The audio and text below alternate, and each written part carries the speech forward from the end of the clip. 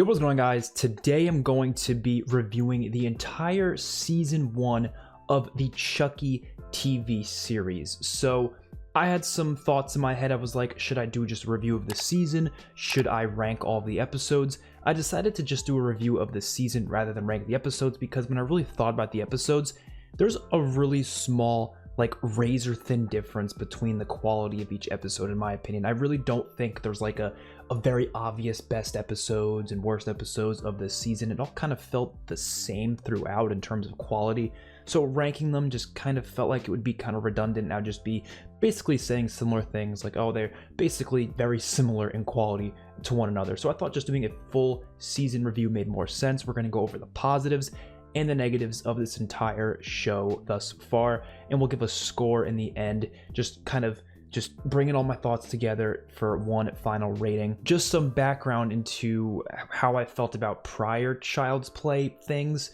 I've loved most of the movies. There's only 2 movies in the entire franchise that I thought were kind of below average, and I would say Seed of Chucky and Cult of Chucky are those only 2 ones. All the other movies I thoroughly enjoyed, especially Child's Play 2, Bride of Chucky, and Curse of Chucky. I actually thought Curse of Chucky was one of the coolest things they did, and I was really hoping the show or the movies would continue in that direction. And then Cult kind of just went in a direction that I wasn't a big fan of in a lot of different ways. And then when they did the remake, I was excited for the remake, and I actually enjoyed the remake to an extent.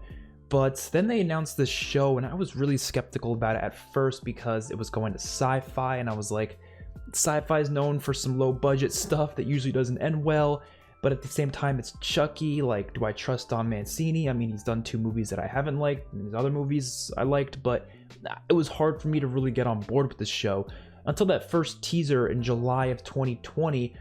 I was kind of excited because, you heard the Brad Dourif laugh, you heard the Child's Play 2 music, and I was like, okay, I'm pretty excited. And then we didn't get an actual trailer for the show until a whole year later, just this past summer. And after that first trailer, I was on board because the trailer looked amazing. And then the second trailer looked even better, and I was hyped. And the show came around, and, well, how do I feel about it?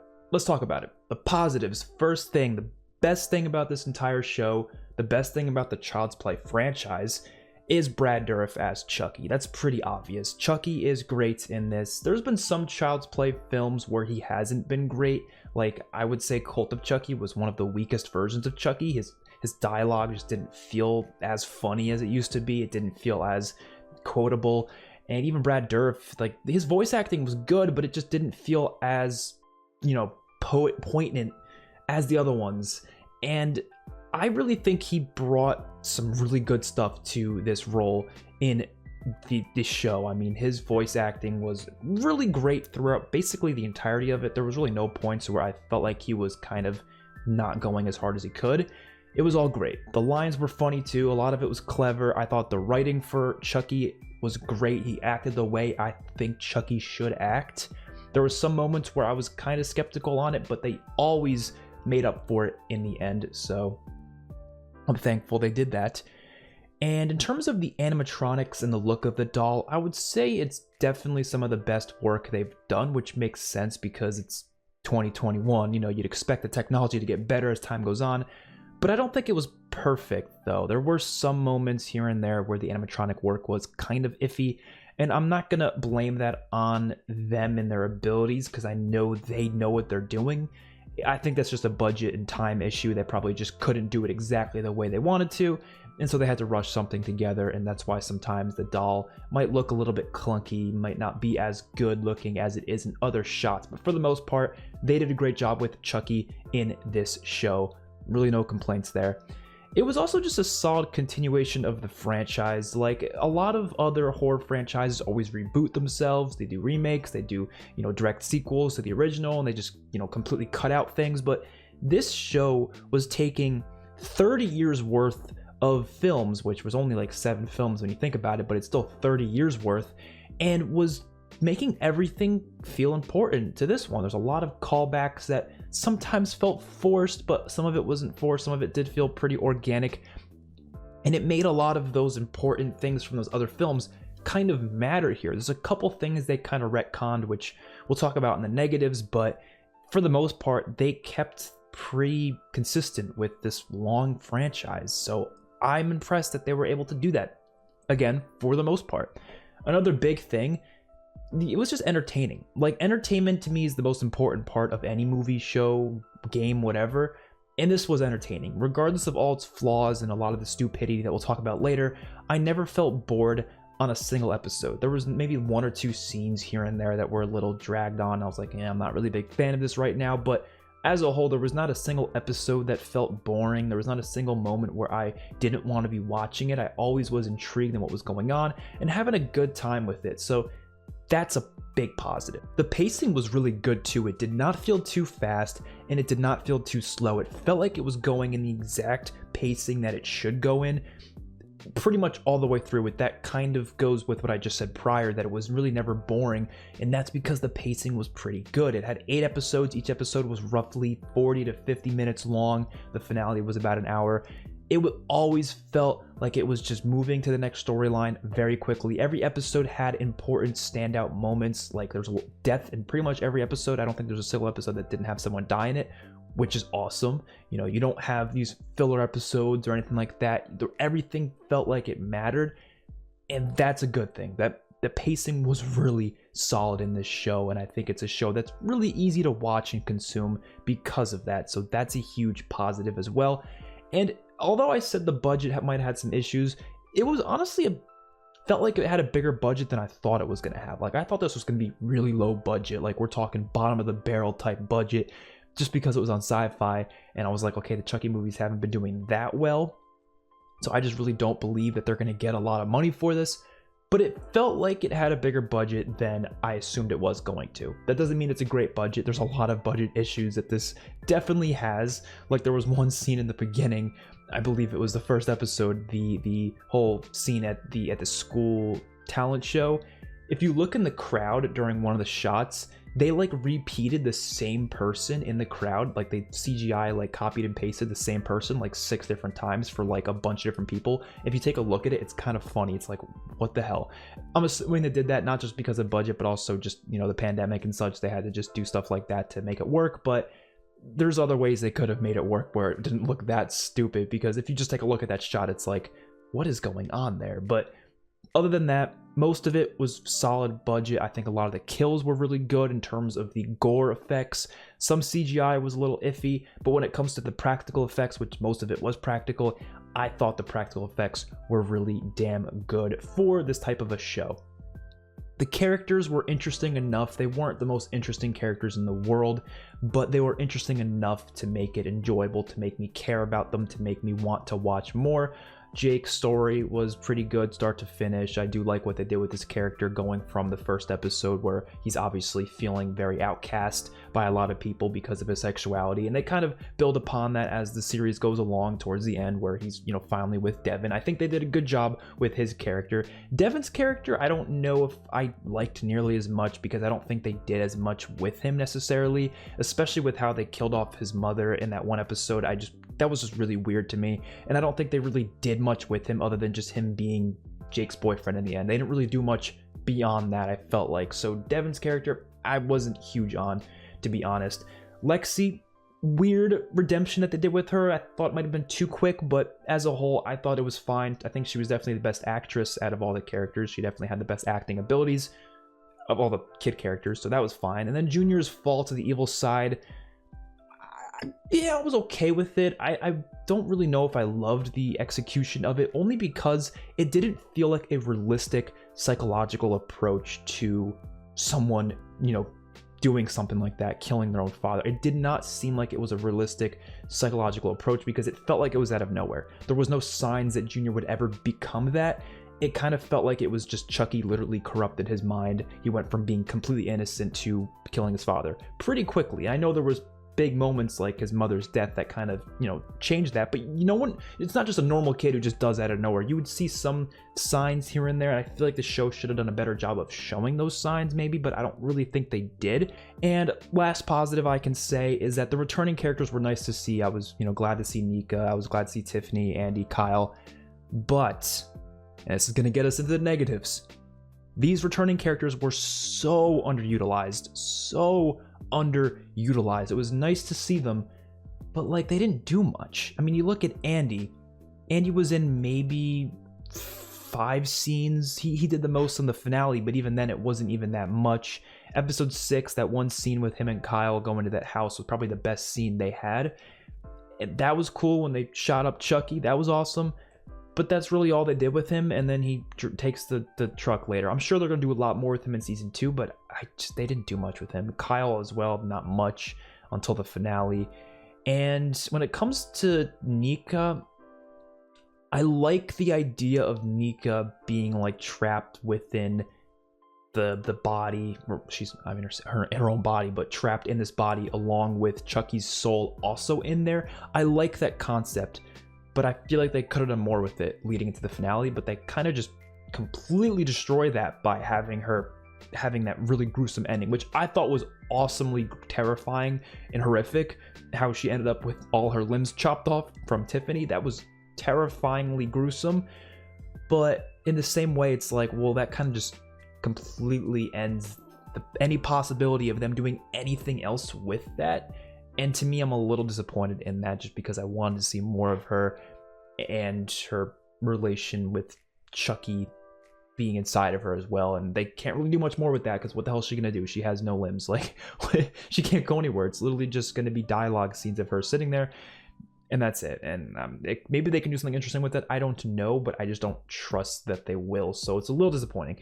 The acting in this show, mainly the child acting, was a little rough. Now, this is a nitpick because it's kind of like expected. Like, it's really hard to find really good child actors out there, and this is no hate against these kid actors at all, because they're up and coming. You know, they're 14 years old. I don't expect 14-year-olds to be incredible actors right away, but it's still something I have to mention because it's still something I didn't really like about the show. It's not really hating on them. They did a fine job with what they were given, and the fact that they're, you know, obviously up and coming actors. I didn't know any of them before this, so they're clearly trying to get somewhere, and I think this is fine for them. You know, this is a good start for them. But with that being said, I still think a lot of their acting in this was kind of rough, especially for a show like Chucky, where I kind of expect the acting to be better. You know what I mean? Especially if you have someone like Brad Dourif in it, of course, just voice acting, but when you have him in it, it's like, you expect most people to have up to par acting skills, and I just don't feel like a lot of the kids did. I thought Lexi probably had the best acting out of any of the characters, but even Jake and Devin Jr. to some degree, Carolina especially, but she's really young. Like, she's like another level of young, to the point where it's like, okay. But I've seen movies, I've seen shows that have really great child actors, so it's kind of like, okay, I understand, you know, they're up and coming, but it's still something I personally didn't like about the show. I felt like a lot of their moments felt like they weren't delivering the lines the best way they possibly could. Maybe it was the dialogue, which we'll talk about a little bit later, but I don't know. I didn't love some of the acting, and even from other characters like Andy. And I've mentioned this in Cult of Chucky as well. I don't really think Alex Vincent does that good of a job in terms of acting, and he's admitted this himself, so this is not like me just saying this. He's admitted it himself, and he said it's because his voice, he can't really get it to not sound monotone, which is exactly how I feel about his acting. It's like his acting's not really bad, it's just his voice sounds so monotone, like he's emotionless. And some people play that off as like, oh, well, Annie's been through a lot of trauma, so it makes sense why he'd be monotone. But that's just, you're looking for an excuse. Let's be real here. If you say that, you're just looking for an excuse for that, and I understand that. That's completely fine. It's not like it ruins the show that he sounds so monotone, but that's obviously not on purpose. He just can't help it, and that's fine. I don't think he's a bad actor because of it. It just kind of brings down his abilities a little bit. I'm sure it's something he can work on, but I also don't think Alex Vincent's like that hard into acting. I'm pretty sure he hasn't done many roles. He's just back for this because he's Andy, so it makes sense to return him back. But they haven't even done much with him, so it's not like he made that big of an impact on the show anyways. But regardless, next negative is some of the dialogue was a little bit inorganic in some of the episodes. I had this biggest issue with episode 1 with the dialogue, where it just, character said things that I feel like most people don't say in most moments, and it comes off as, again, inorganic. It's not like I have a big issue with unrealistic dialogue, but it just does not sound right in most contexts with what a lot of characters say. Like, for example, in the first episode, when Lexi was just, you know, talking to the teacher, and she just walks out, and the principal's there, and she's just like, I need to go smoke some weed. It's like, I know they're trying to be funny. It's like, they're trying to do that teen relatability thing, but you have the principal and a teacher. You're not, like, most kids aren't going to say that, and the principal would do something about it if she did say that right in front of her like that. Stuff like that just kind of felt inorganic, and maybe it was how they delivered it, I don't know, but just some of the dialogue, a little bit off for my liking. Another big issue I had, probably the biggest issue I had, was some really ridiculous moments. Now, I see this comment a lot. I've gotten this on my past couple reactions because I have complained about some of these things in my reactions, and people say, dude, it's a show about a killer doll and you're concerned with realism? Are you crazy? This goes for any supernatural show, any show with any supernatural elements, The Walking Dead, whatever it may be, anything with any supernatural elements. The only thing that should be unrealistic about it is that the specific supernatural thing, the whatever they have decided is going to be different about this universe compared to another universe. And for this universe, it's Chucky, the voodoo magic. The voodoo magic is the only thing in this universe that separates itself from our real life universe. I have no problem with certain types of unrealistic circumstances, like coincidences. Like, that's not a big deal. I don't give a shit if something like that happens. Those are probabilities. That's like a once in a lifetime thing or whatever. If that happens in the show, I don't care. Like, for example, that's like a character luckily getting in the right place at the right time in order to save himself from a situation. I don't hate that because that's a probability. It's an unlikely thing, but it can happen. My issue is when things happen that physically cannot happen in real life. Like, they physically can't happen. They don't make any sense with how they happen. That is the issues I have, right? If it's just something that just crazily happens, like, wow, it's really surprising that would happen, I don't have a problem with that. That's fine.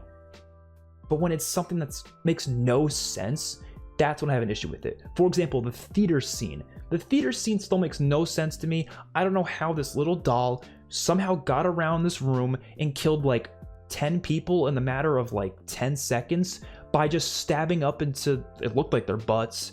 And yes, they can kill you, sure, but within a couple seconds, and you could do that to 10 different people, and they would have blood coming out of their mouth, and there would be blood all over their shit. Where's the blood? What's happening? Like, that scene made no sense.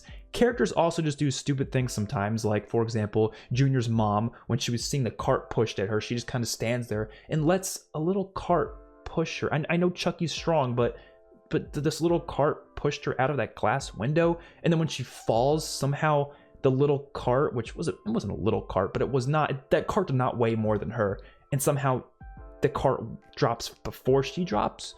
Little things like that just make no sense, that bother me a little bit. It doesn't ruin the show, it just takes me out of the moment. I'm just kind of like, why couldn't you have done this better? Like, you know what I mean? Or something as silly as Devin's mom falling downstairs and snapping her neck like across the like, she does like a 180 with her neck. It's like, okay, you can die from falling down the stairs, but not in the way she fell, and not with a 180 of her head like that. That just, no, that's not, no, okay. You can make me believe certain things, but I don't believe that. I don't believe that for a second. And there's other just stupid character decisions that just sometimes just don't really make sense to me. And I think this show does that a lot. I think it's because, you know, time concerns, sometimes they're rushed to complete something, and then they just do it. They have a good idea in their head. I'm sure Don Mancini was like, this would be really cool if we have this scene in the theater where Chucky's going around killing people by stabbing up through the seats. But then they think about it like, okay, well, how the hell do we do this? And they just can't figure out a good way, so they're just like, screw it, we'll just do it. We'll just do it. I think they need to just go back to the drawing board and redo certain things if they realize that it's not going to work out the way it should. That's my issue with a lot of scenes in this show were like that, unfortunately, which is fine. It doesn't ruin the episode, it never has, but it's something to know. At least it's something to note. And the last negative I have is that some of the flashback scenes were really poorly done, especially with the dubbed voice acting. Now, obviously the voice acting's fine by Brad Dourif and Jennifer Tilly, but with how it synced with their mouth, it just, no. It did not work at all. I really think they should have just not done as many of those flashbacks. A lot of the flashbacks felt worthless to me. Some of them were nice. Some of them were answering questions I never had in the first place. Some of them were pointless, like showing them getting the car. Like, why do I need to see them buying the car that they drive? Like, that doesn't matter to me at all. It really doesn't. And then they have the flashback of the most recent one, which I never really thought of when I was first watching it, but then after going through the editing, I realized, I'm like, they're kind of retconning Curse of Chucky here. Like, you're telling me Tiffany was the one who called the police on him, but Curse of Chucky was saying that Nika's mom was the one who called the police. So unless they both called the police and they just had double police, but he had all this time to be with Nika, and he was also with Jennifer Tilly, and he was also killing people on the side. What was, like, there was too much going on there that I felt like they were trying to cover, and I don't think they did a good job with doing all of that. And at the end of the day, it wasn't ruining anything for me, but it was something to note. That's all I gotta say, honestly, for this show. I thoroughly enjoyed it for the most part. Like, I really did. There was a lot of negatives there, but those negatives do not ruin the show in any way, shape, or form, because there was a lot of positives that we talked about as well that definitely made the show pretty damn entertaining. And I'm really looking forward to a second season. I'm surprised I actually liked it as much as I did. It's not going to get a really high score, though. Don't expect it to be like a 9 out of 10 or anything, but a 7.5 out of 10 is what I'm going to be giving this show, which it might sound low to some people, but that's a good score. That's like that's above average, obviously. That's towards the great, almost to the great scores. I would say 8 out of 10s are like greats, 7s are like goods. So 7.5 it's almost great, but I'd say it's a little bit better than good. That's basically where I'm at with the Chucky show. I had a lot of fun watching it. I hope you guys had a lot of fun watching my reactions to it, and I hope you had a good time watching this review. Let me know your thoughts in the comment section below. I will see you all in my next one. Peace out.